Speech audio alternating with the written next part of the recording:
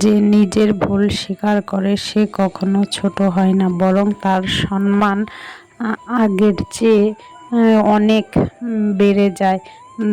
দানে কখনো ধন কমে না, তেমনি ক্ষমতাবান ব্যক্তিরও কখনো ক্ষমতা কমে যায় না, আর নম্রতা কখনো মর্যাদায় কমে না।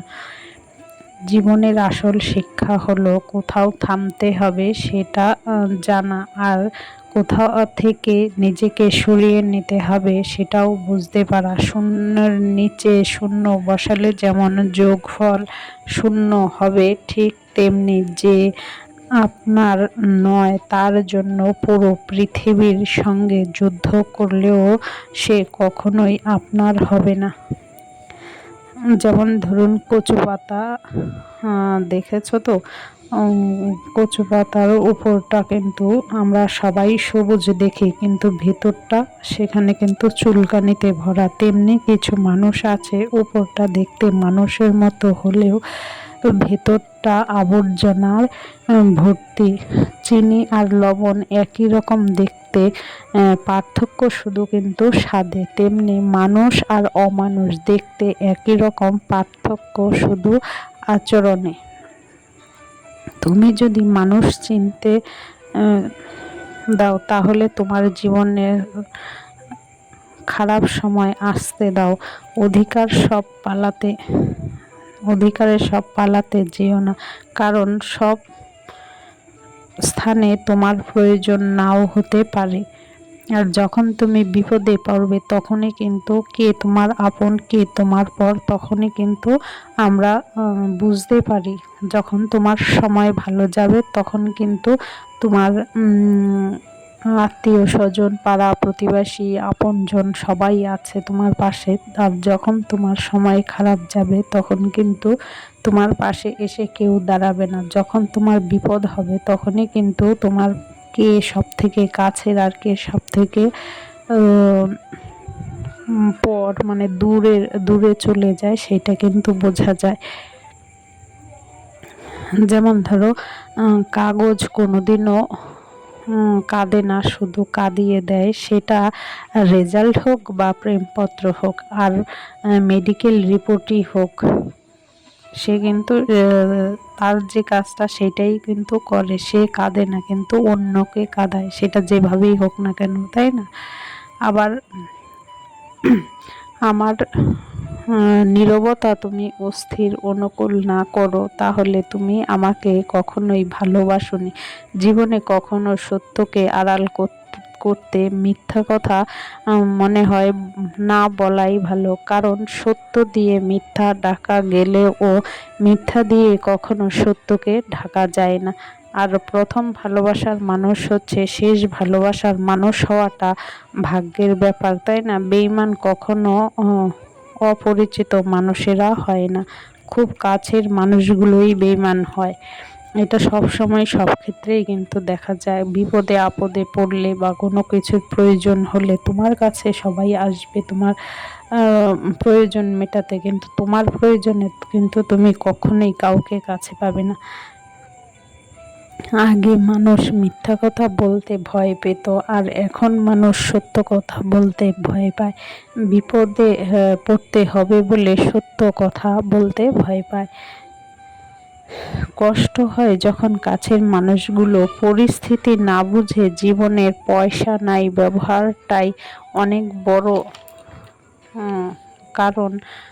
শ্মশানে 4 কোটি টাকা নাই, বরং 4 জন মানুষ আপনাকে ছাড়তে আসবে। প্রত্যেকটা মানুষেরই জীবনে কিছু শব্দহীন কষ্ট থাকে, যার সাক্ষী কেবলমাত্র শুধু নিজেই হয়। একটা কথা কিনা তো মানুষ মৃত্যুর চেয়ে বদনামকে বেশি ভয় পায়। তোমাকে নিয়ে অভিযোগ করব কার কাছে? সবাই বলেছিলাম তুমি সবার থেকে আলাদা। আমার সাথে কথা না বলে যদি কারোর দিন ভালো যায় তাহলে আমিও তার ভালো থাকাটা নষ্ট করতে চাই না। বিষের চেয়েও বেশি বিষাক্ত হয় একটা মানুষের মৃত্যু অভিনয়। যারা একবার ঠকে গেছে তারা দ্বিতীয়বার স্বপ্ন দেখতে ভয় পায়। শরীরের আঘাত একদিন শুকিয়ে যায়, কিন্তু কথার আঘাত কোনোদিনও শুকায় না। মায়ার মুগ্ধতা মাকড়সার জালের মতো, একবার চলে গেলে তা থেকে বেরিয়ে আসা খুব কঠিন। আপনি যদি পরিশ্রম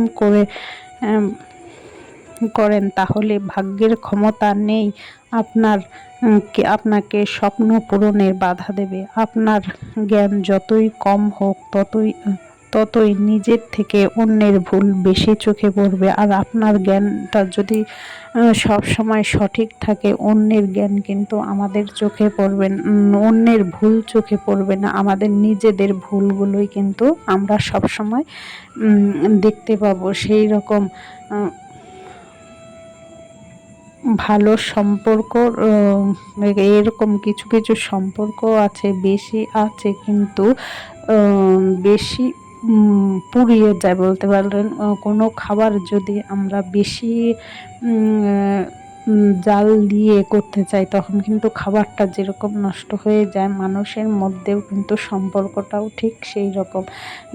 বেশি গুরুত্ব দিলে তখন কিন্তু ওরা সেই সম্পর্কের গুরুত্বটাই তখন সঠিকভাবে বুঝতে পারে না।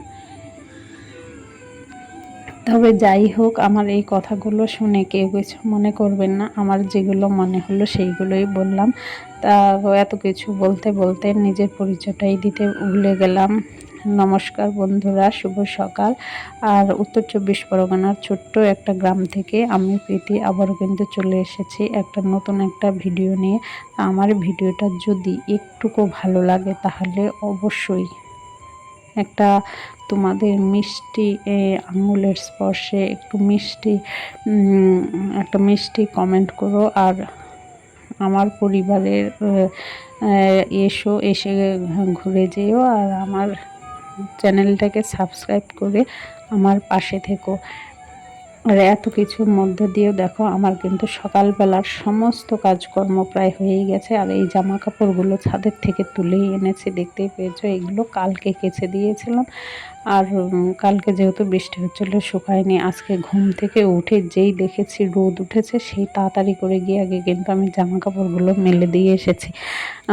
এখন তো হুটহাট বৃষ্টি চলে আসে, বৃষ্টি কখন আসবে কখন থামবে সেটা ঠিক বোঝাই যায় না, যখন তখন বৃষ্টি নেমে পড়ে সেই জন্যে।